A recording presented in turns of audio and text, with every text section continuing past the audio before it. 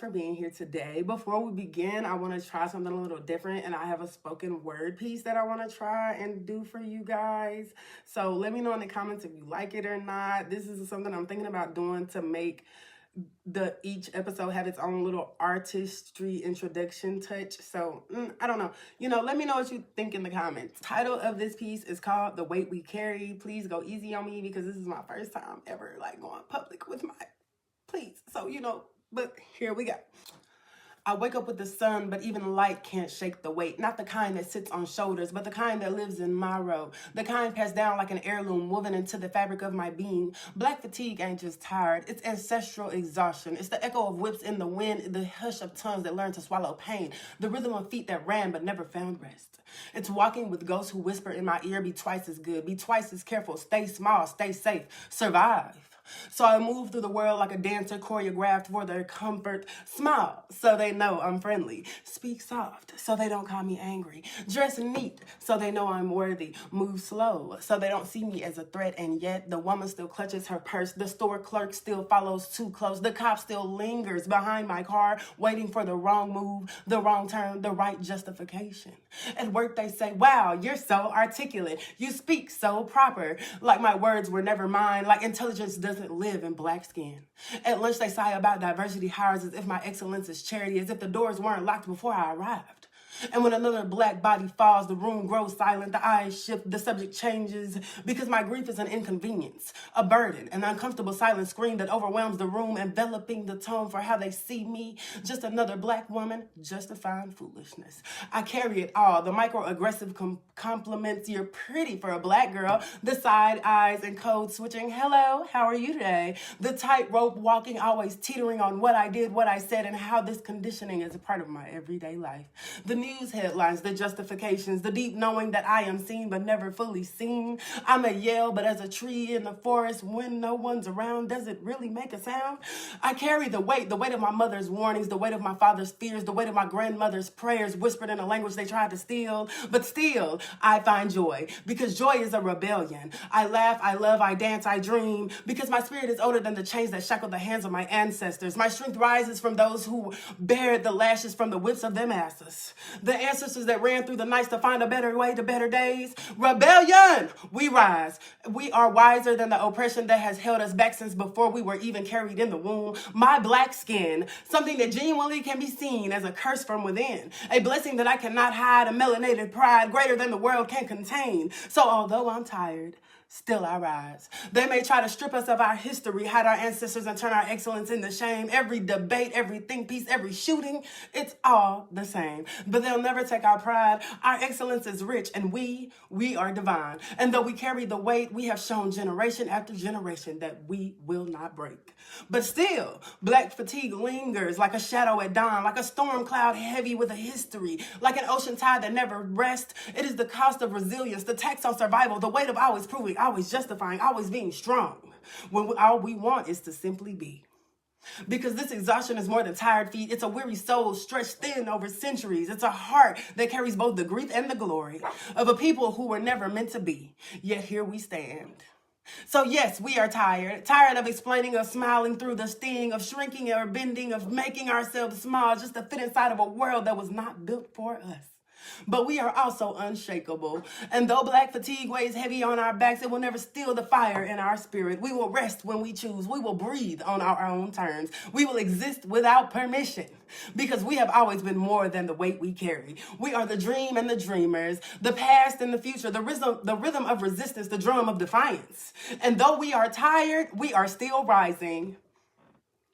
Hello, and welcome back to another episode of Daydreaming in the Garden. Thank you so much for being here today, and thank you so much for watching my little piece. I hope you guys liked it. Let me know what you think in the comments, but thank you for being here as we break down another hard to swallow topic, not only because it supports my channel, but because it is supporting you and your healing journey. Thank you so much for choosing you and choosing to put you and your mental health and emotional well-being first. And most of all, thank you for choosing me to take the journey with you, because it is truly an honor. For those of you who just so happen to wander up on my channel while strolling your favorite app, let me introduce myself and explain what this beautiful community and I come together and do. My name is Pork Chop.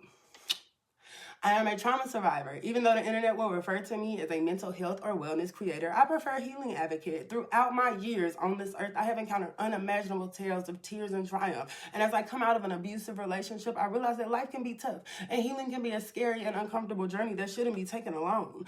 Daydreaming in the Garden is a safe space dedicated to healing and self-love. I know many of us have heard the age-old tall tale of what happens in this house stays in this house. But here at Daydreaming in the Garden, what happens in those houses will be told.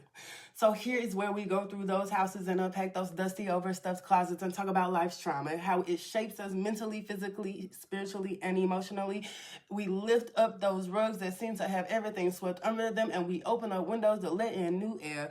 This is a safe space for healing, self-discovery, peace, and resilience. And again, thank you so much for being here as we grow together, one video, one revelation, and one daydream at a time. So, for this episode, I want to say Happy Black History Month, guys.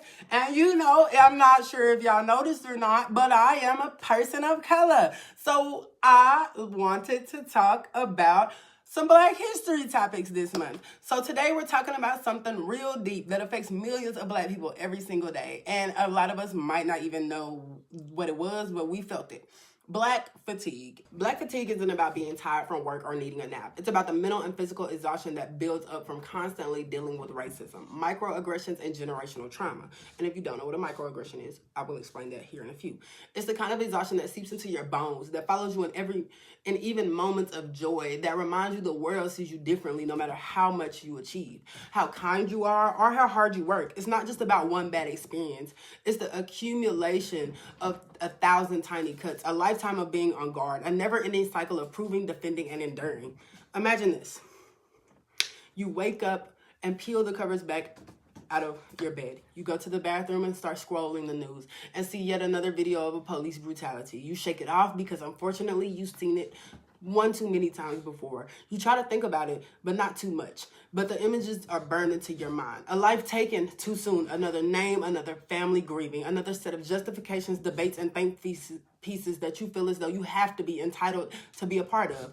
You feel the weight in your chest, but you push it down because you don't have time to grieve. You don't have the luxury of grieving. You still have to go to work and act as if today is just another day. You get ready, making sure you look presentable, not too casual, not too intimidating. You remind yourself to smile and soften your tone.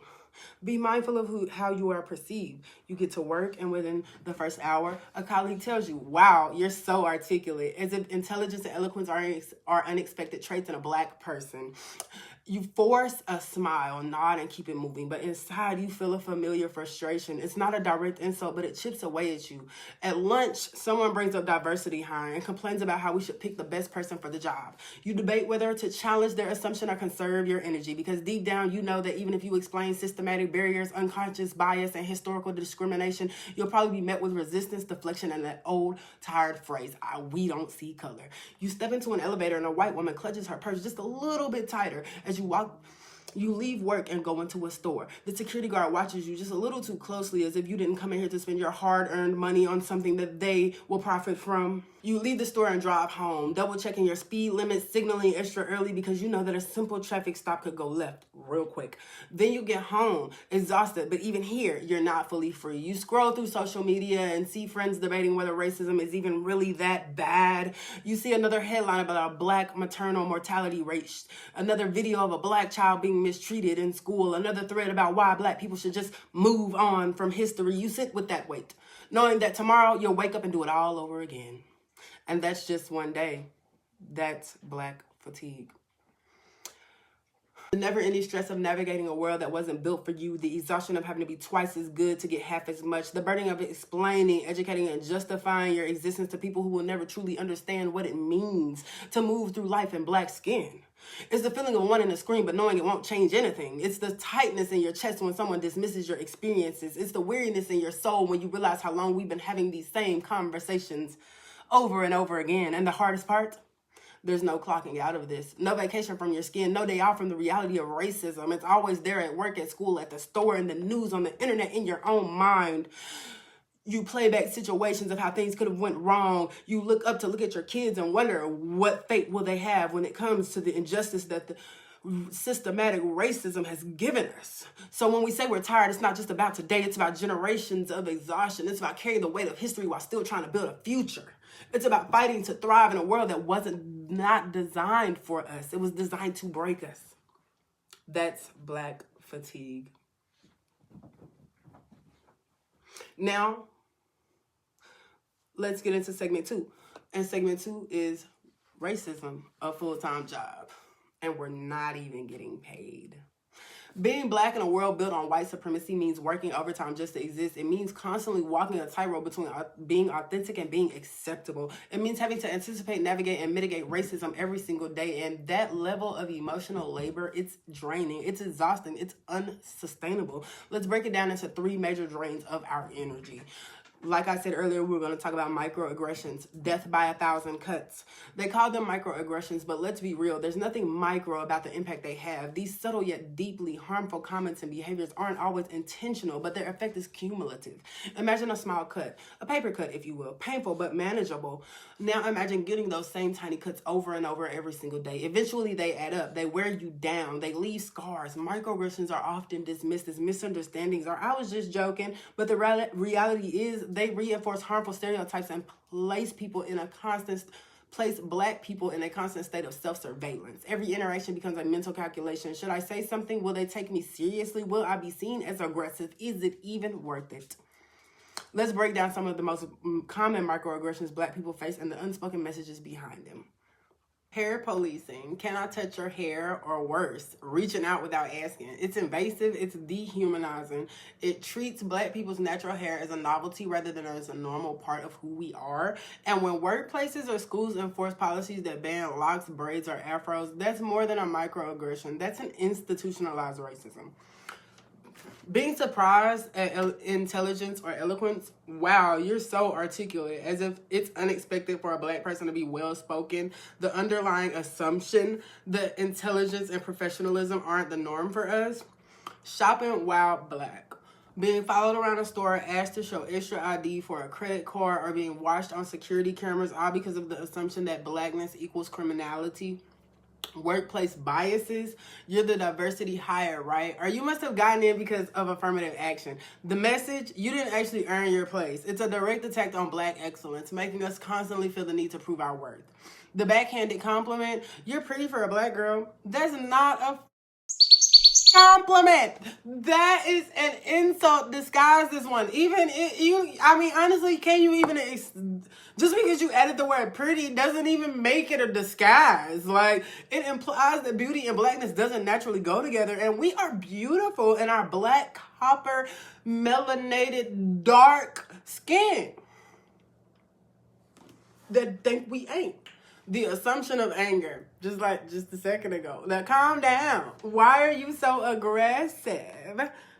Stereotype of the angry Black man or angry Black woman means that even when we're simply expressing ourselves, we're labeled as hostile or intimidating. This forces Black people to police their emotions in ways white people never have to. And the worst part, if you call it out, you risk being seen as too sensitive, or you're playing the race card, or you're just angry in general. Still, a lot of us just let it slide. We swallow the frustration and we laugh it off. We tell ourselves it's not worth the energy, but inside we're screaming. We're exhausted. The damage of microaggressions isn't just mental, it's physical. Studies have shown that the stress caused by daily racial microaggressions contributes to higher levels of anxiety, depression, and even chronic illnesses like hypertension. This isn't just about feelings, it's about health. It's about survival. So the next time someone says it's just a joke or why are you making everything about race, remember we don't get the luxury of ignoring it. We live it, breathe it, every day in our own skin. Now let's talk about something that our entire community does as a whole, consciously or subconsciously, and that is code switching. The exhaustion of performing.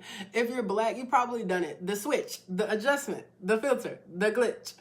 Code switching, the hello, nice to meet you today.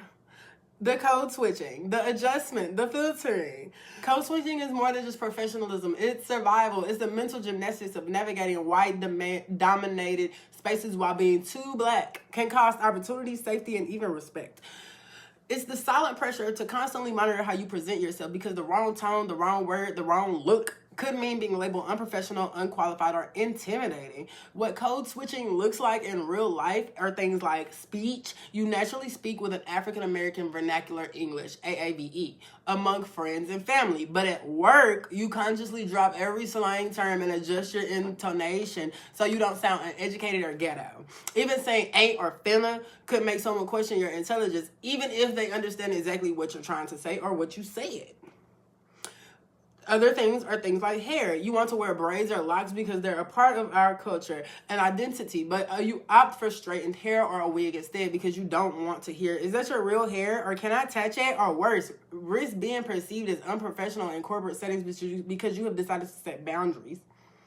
And that's one of the reasons that me personally, when y'all see me come on this channel, what do y'all see? Y'all see me in all my glory and the perfect unfiltered version of me that I am. No, I could be not having a twist up. I could need a twist up 6 months ago. I come on here and I come as I am in my pure unnatural self for reasons like this, because there are so many YouTube channels. There are so many YouTubers that come on here and they're all just flawed to death. And mind you, I am not blaming these people. Like, slay, babe, slay, queen, king. Everybody do what you are comfortable with doing. But as for me, I wanted to have a more natural tone to my YouTube channel.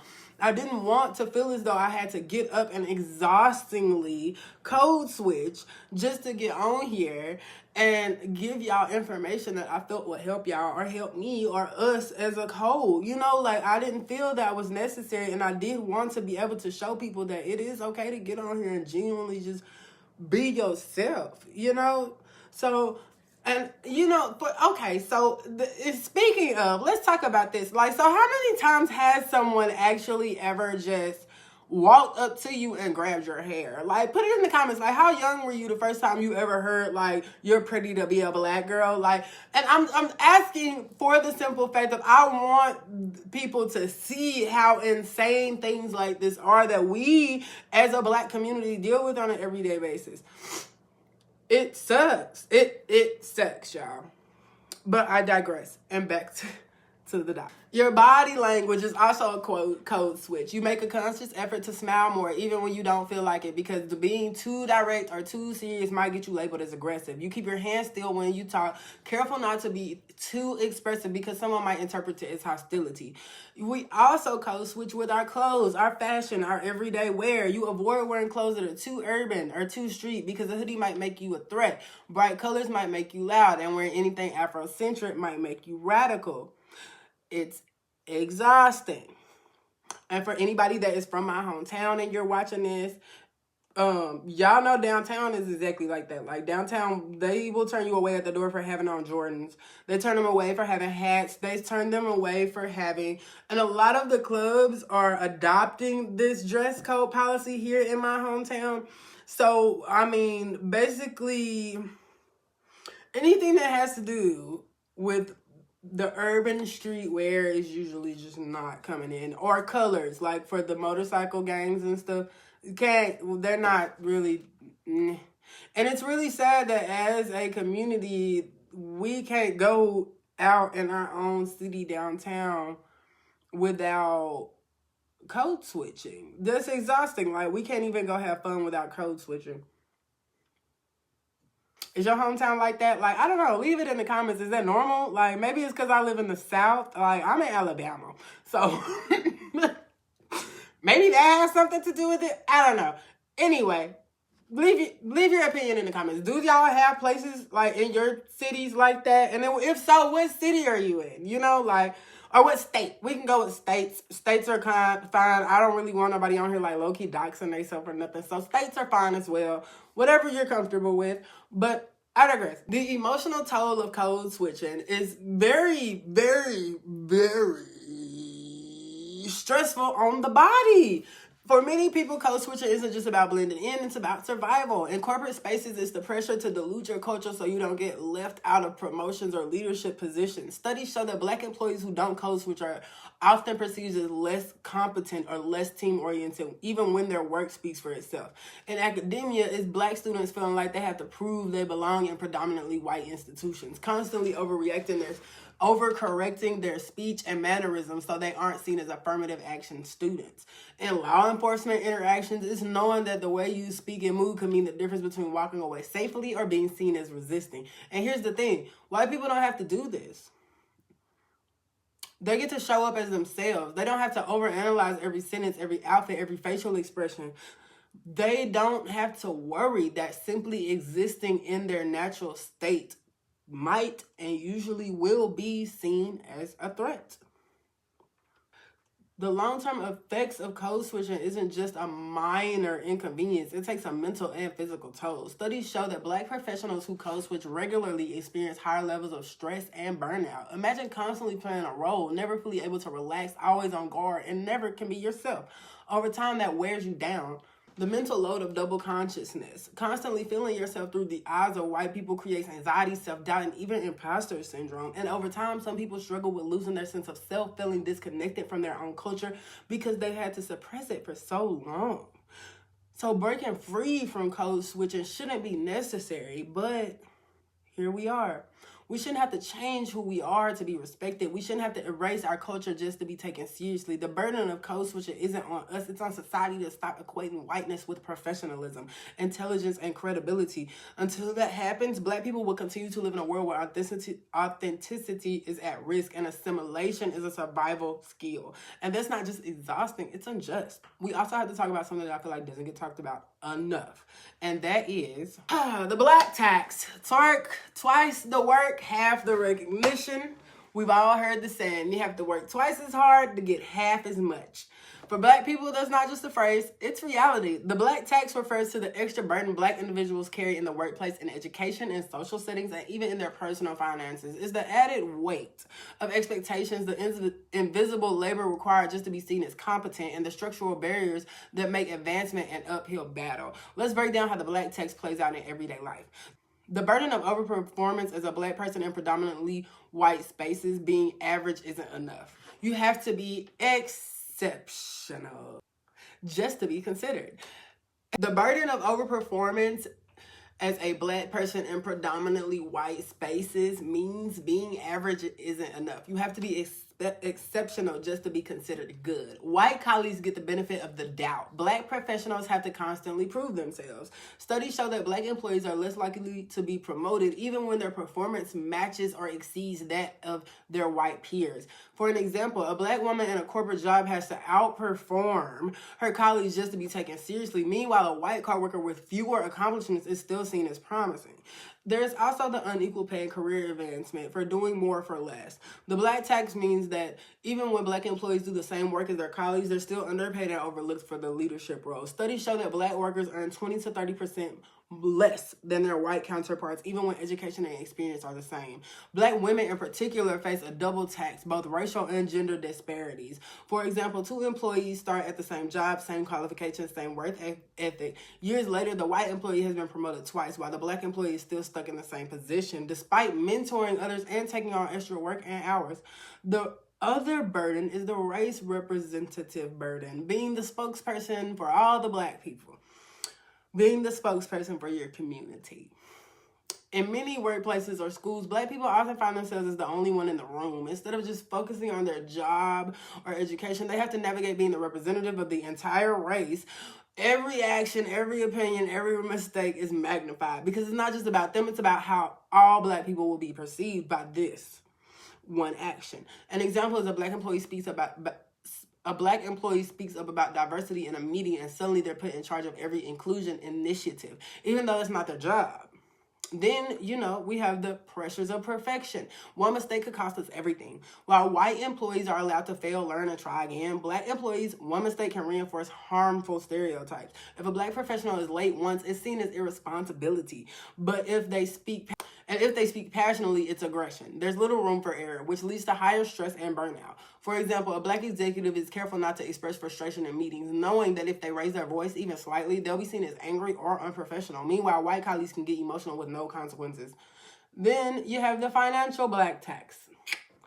grand, right? Supporting family while climbing the ladder. The black tax doesn't stop at work. It extends into its personal finances. Many black professionals just work to build wealth for themselves. They're also supporting family members who didn't have the same opportunities. Due to generational wealth disparities, many black people start from behind, paying off student loans, helping parents with bills, and even taking care of younger siblings.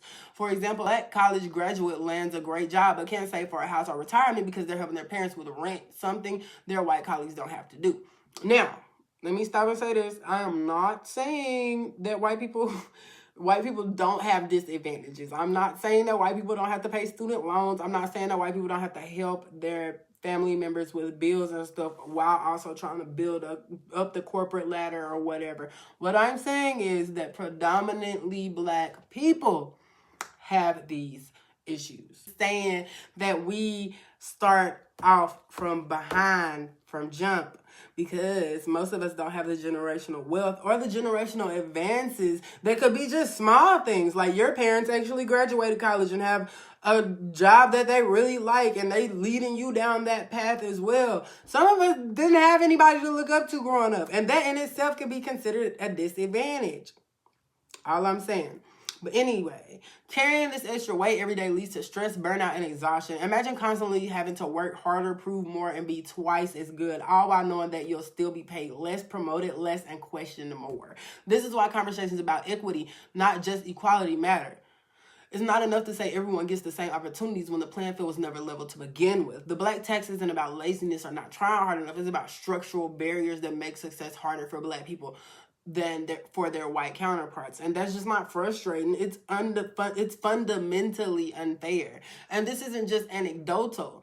This is backed up by data, history, and lived experiences. Studies confirm that black employees experience more workplace stress, are promoted less frequently, and earn less than their white counterparts, even when qualifications and experience are the same.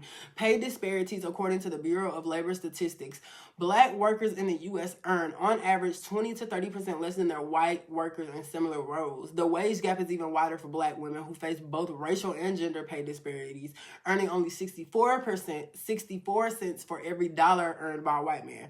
Promotion gaps research from McKinsey and Company shows that black professionals are less likely to be promoted into managerial or executive positions even when they perform at the same or higher levels than their colleagues. Black employees are often passed over for leadership roles and face a glass ceiling that limits career advancement.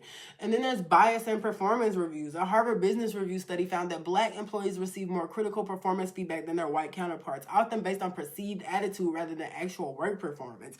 Black professionals are frequently judged more harshly for minor mistakes while their accomplishments are overlooked or minimized.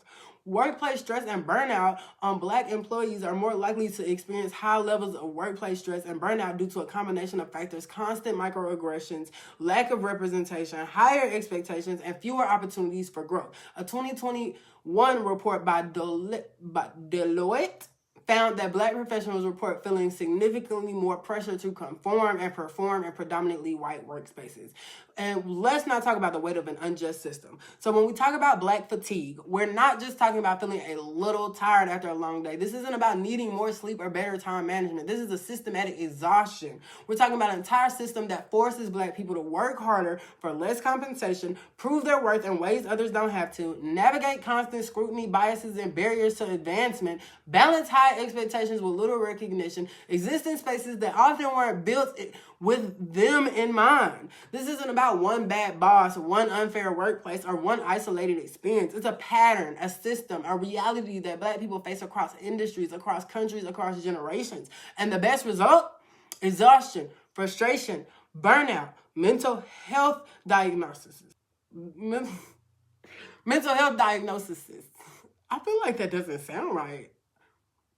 Anyway, imagine waking up every day knowing that no matter how hard you work, you might still be underestimated, underpaid, and overlooked. Imagine constantly feeling the need to overperform, overexplain, and overcompensate just to be seen as equal.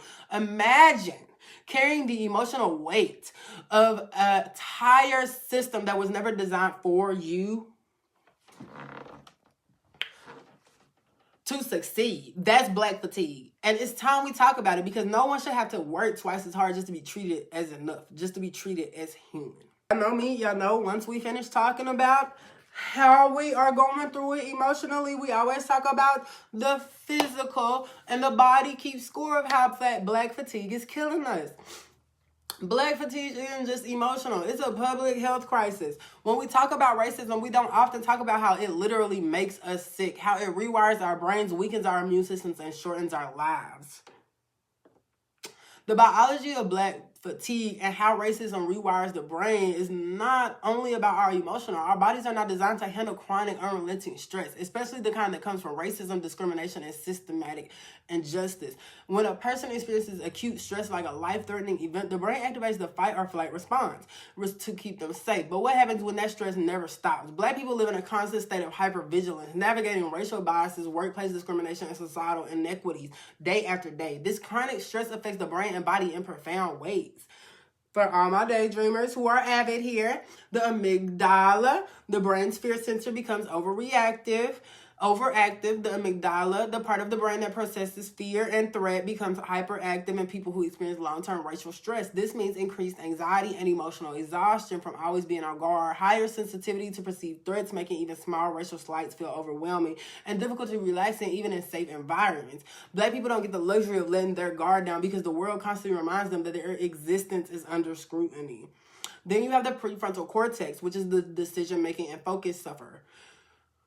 The prefrontal cortex, responsible for decision-making, emotional regulation, and concentration, weaks under chronic stress. This means struggling with brain fog and mental exhaustion, making it harder to focus. You have difficulty regulating emotions, not because of lack of control, but because the brain is under chronic strain. You have higher risk of burnout, especially in workplaces where Black employees must navigate both professional expectations and racial biases. And it's just exhausting. It's a lot on the brain. You also have cortisol overloads. The body's stress hormone goes into overdrive. Cortisol is the body's primary stress hormone, and it is meant to spike during short-term stress and then return to normal. But for Black people experiencing constant racial stress, cortisol levels remain elevated, which can lead to high blood pressure or hypertension, a major risk factor for heart disease and stroke, which is actually something that I hear a lot, is that we as the Black community are very more likely to have hypertension. There's also increased fat storage. Chronic stress makes the body store fat in unhealthy ways, leading to higher rates of obesity and diabetes. You also end up with a weakened immune system, making Black people more vulnerable to infections and chronic illnesses. This isn't just theory. This is scientific studies confirm that racism-induced stress contributes to Black Americans having higher rates of chronic illness. The real-life health consequences of Black fatigue. The chronic racial stress isn't just an emotional burn. It takes years of Black people's lives. Let's look at some of the most alarming examples. Black women are 3 to 4 more times likely to die during childbirth than white women, regardless of income or educational level. Even wealthy, educated Black women like Serena Williams are in labor due to doctors dismissing their pain. Doctors are less likely to prescribe pain medication to Black patients because of the racist myth that Black people have a higher pain tolerance. This leads to Black patients suffering in silence, receiving inadequate treatment. Let's talk about the lifetime of exhaustion, the generational toll of Black fatigue. Here's the hardest part. Black fatigue isn't just about us. It's generational. It's not just the stress of navigating racism today. It's the weight of centuries of oppression, trauma, and struggle being carried forward. The exhaustion isn't just ours, it's inherited. Our parents lived it, our grandparents lived it, and if things don't change, our kids will live it too. The cycle of inherited exhaustion doesn't just go away. Racism doesn't just hurt the individual. It shapes entire family histories. It's not just about a single experience or discrimination. It's about the accumulation of oppression over time that influences economic status, mental health, physical well-being, and opportunities. Consider this. My grandmother fought for voting rights, standing in line for hours while facing intimidation just to have a say in a system that barely recognized her humanity. Here I am, still explaining to people why racism exists, still justifying why my experiences, still fighting for equity in spaces that claim to be diverse and inclusive. If nothing changes, my children, my nieces, my nephews will be having these same conversations for decades from now. That's the generational burden of Black fatigue, knowing that no matter how much progress we fight for, racism keeps reinventing itself, creating new ways to keep us exhausted, undervalued, and under siege. Black fatigue doesn't just live in our minds and bodies. It lives in our homes, our communities, and our family legacies. Economic hardships and generational wealth gaps keep Black families, because Black families have historically been denied access to home ownership, higher paying jobs, and generational well-being opportunities due to redlining, wage discrimination, and systematic barriers. White families have had generations to accumulate wealth, passing down homes, businesses, and financial security. Many Black families are still trying to play catch-up from the impact of stolen labor and denied opportunities. Not saying that some white people aren't trying to play catch-up too. Some of y'all didn't have the best ancestors. I understand. I'm here. I see you. I hear you. I respect you. We are talking about us right now. It's okay. We'll talk about y'all later. Okay? Okay. Love y'all. The result, many Black professionals today carry the financial burden of supporting not just themselves, but their extended families, paying off loans, helping aging parents, and making up for decades of economic exclusion. Again, I'm not saying y'all don't help do that.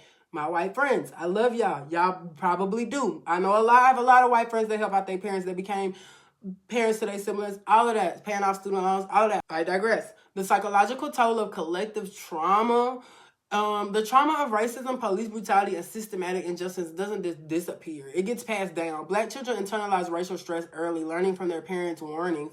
Don't talk back to the police. You have to be twice as good. They'll see you as a threat no matter how nice you are. Generational trauma manifests as hypervigilance, anxiety, depression, and even PTSD, not from personal experiences alone, but from centuries of survival tactics ingrained in Black families. You have the health disparities passed through these generations. The weathering effect on chronic racial stress prematurely ages Black bodies, which means that the Black people are more likely to suffer from high blood pressure, diabetes, and heart disease at younger ages. Black women in particular face higher maternal mortality rates, not because of genetics, but because of the systematic medical racism that has existed for generations. There's also the exhaustion, the stress, and the fear. It all takes a physical toll, cutting lives short and affecting entire families. So what can we do? And how do we break the cycle of Black fatigue? All right, so we've talked about the problem. Let's talk about solutions. Because while we can't single-handedly dismantle a systematic injustice, do it overnight, we can take steps to protect ourselves, support one another, and push for change in meaningful ways. Black fatigue is real, but so is Black resilience. We don't just survive, we fight, we build, and we reclaim our joy. We have a whole history of that shit. It's Black History Month.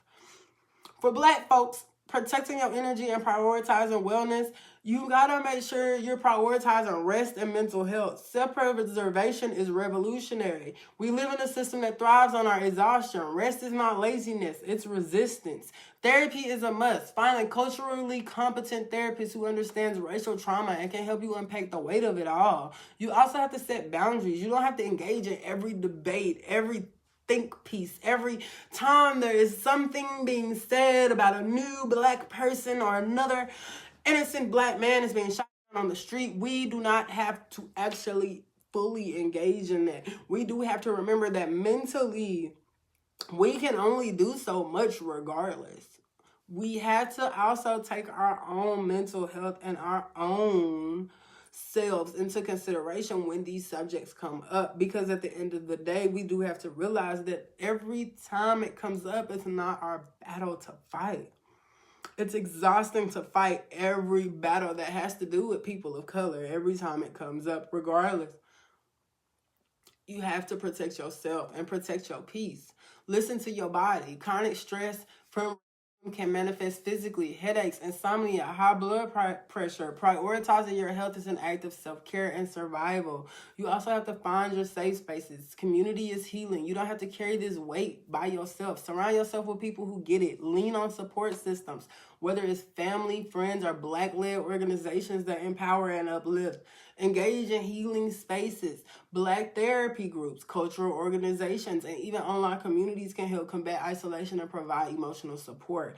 Let me also say that when looking into therapists, because I know in some cities y'all might not have access to as many Black therapists as psychiatrists as we would like to, but we also can vet these therapists. Don't give up on therapy just because that one therapist didn't work out, because just like within a relationship, this is something that is trial and error. You have to find a therapist that fits your needs. I have an amazing white therapist that genuinely understands Black fatigue and Black trauma and the struggles in the Black community.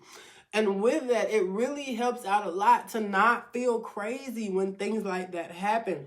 I've had an incident where somebody had tried to break into my house and they had a really big knife. And I live in an apartment right now. So technically, until he came through my threshold, he was not considered a threat to me legally. So I could do nothing about it. So as I'm telling my therapist, he ended up not even going to jail because technically he broke no laws.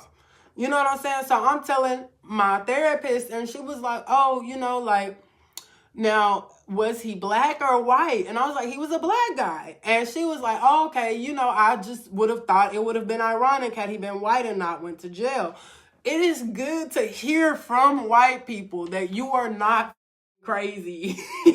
Like, for real. So, you know, vet these people, make sure, you know, that they don't all have to be black. There are plenty of people, white people, that are willing to help with the black causes and help black people in general. Sure, you unplug when needed. I remember back in 2020 when all the riots and the and stuff were going on, and I like just deleted all my social medias. I was pregnant and I was very overwhelmed. Social media can be very overwhelming, especially when traumatic news cycles hits. It's okay to step away and protect your mental health, because it's like you'll turn around and it's everywhere you look. You can't even go to the gas station without it being on the TV in the gas station or something crazy. Are they talking about it at work? Or it's always something. We're tired. And sometimes you just have to shut that shit down. Embrace black joy more than struggle. Black joy is resistance. The system wants us tired, drained, and defeated, but finding moments of joy is a radical act. Celebrate black culture, music, art, and history. We are more than oppression. We are innovative, creative, and brilliance. We are innovation, creativity, and brilliance. Do things that nourish your soul, whether it's dancing, cooking, traveling, or simply laughing with loved ones. Don't let the system rob you of your happiness, because that is exactly what they want to happen. For non-black allies, this is where y'all come in. Come close, closer, closer. We love you. We need you. We're dismantling the system and helping lift the burden. This is what all my untanned people can help to do. Do the work. Educate yourself without burdening black people. Stop expecting black people to teach you every goddamn thing. Racism is not our problem to fix. It's yours to unlearn. Read books, listen to podcasts, watch documentaries, and educate yourself on these situations. If you are not a racist, then you don't have to unlearn racism, but we need you to learn the history of all this shit, so you can't sit here and look at me and say, I don't see color. That's not how this works. You don't have the luxury. You have the luxury of not having to see color. I digress. Understand systematic racism. Research it. Like, teach yourself some stuff on it. It's just not about individual acts of hate. It's about policies, institutions, and history that have oppressed black communities for centuries. Check your biases. Ask yourself hard questions. What assumptions do you hold about black people? How does your privilege show up in everyday life? Do you really have privilege? Do you think you have privilege? If you said no, I'm not sure why you, I don't know. Sally, Tom, Mark, Mike. No. Educate yourselves, guys. For real. Call out the bullshit. Call out the racism. Silence is complicity. If you see something, say something. Racism thrives in unchecked places, whether it's a racist joke in a group chat, discrimination in the workplace, or biased policing. Speak up. Don't only love us when it's convenient for yourself. Don't just be not racist. Be anti-racist. Being passive isn't enough. Challenge racist systems, policies, and behaviors in your personal and professional life. Amplify black voices, whether it's on social media, in the workplace, or in leadership. Make space. Don't take space. Help us be seen. Support black voices and businesses. Economic power matters. Where you spend your money matters. Support black-owned businesses, black creators, and black-led initiatives. Economic empowerment is crucial to this. Advocate for equity in the workplace. Push for policies that support black employees, fair hiring practices, pay equity, and leadership opportunities in management positions that they are well qualified for. Invest in black communities. Donate to organizations fighting for racial justice. Volunteer your time and uplift causes that work towards systematic change. The fight against racism is exhausting, but together we can lighten the load. Change doesn't happen overnight, but it happens when we refuse to stay silent, when we take care of ourselves, and when we commit to doing the work day by day, moment by moment. Black fatigue is real, but so is the power of collective action. It's time to rest and resist. If you're feeling this, if you're carrying the weight of Black fatigue, I see you, I feel you, and you are not alone. We weren't meant to survive this system, but we do every single day. And that's powerful. But survival isn't enough. We deserve to thrive in peace, joy, and liberation. So take care of yourself. Rest is resistance. If you're not Black and you're watching this, step up, because we deserve more than just survival. We deserve a world that doesn't force us to fight for our humanity. I'd love to hear any of your thoughts or comments on Black fatigue. Have you ever felt it? How do you cope with it? When was the first time that you realized what Black fatigue was? Was it on this video? Mine was about a week ago. And since I've known what it is, it's taken a toll on me, because now I'm understanding. And then always, don't forget to like, share, and subscribe, because we are still healing one day, one video, and one time together. I'll see you in the next video, and stay strong, stay rested, and stay free, daydreamers. Today, this conversation isn't just about fatigue. It's about the weight of injustice that Black people have carried for generations. It's about the emotional, mental, and physical toll of constantly fighting to be seen, heard, and valued in a world that often refuses to recognize our humanity. But let's be clear, this isn't a call to accept exhaustion as our reality. It's a call to action, to rest, to resist, to demand better, to take care of ourselves and our communities while pushing for systematic change. If you're Black and you're watching this, I want you to know that your exhaustion is valid. Your frustration is valid and real, but so is your strength. So is your power, and you are not alone. And if you're not Black watching this, I hope this is giving you something to think about. The burden of dismantling racism shouldn't fall solely on Black people. It's a responsibility for everyone as a whole. Use your voice, your privilege, and your platform to be part of the solution. I love to keep this conversation going in the comments. How do you cope with Black fatigue? What changes do you want to see? Let's talk about it. And as always, if this message resonated with you, don't forget to like, share, and subscribe. Let's keep pushing forward together. Stay strong, stay rested, and importantly, stay free. Thank you for coming, and until next time, daydreamers.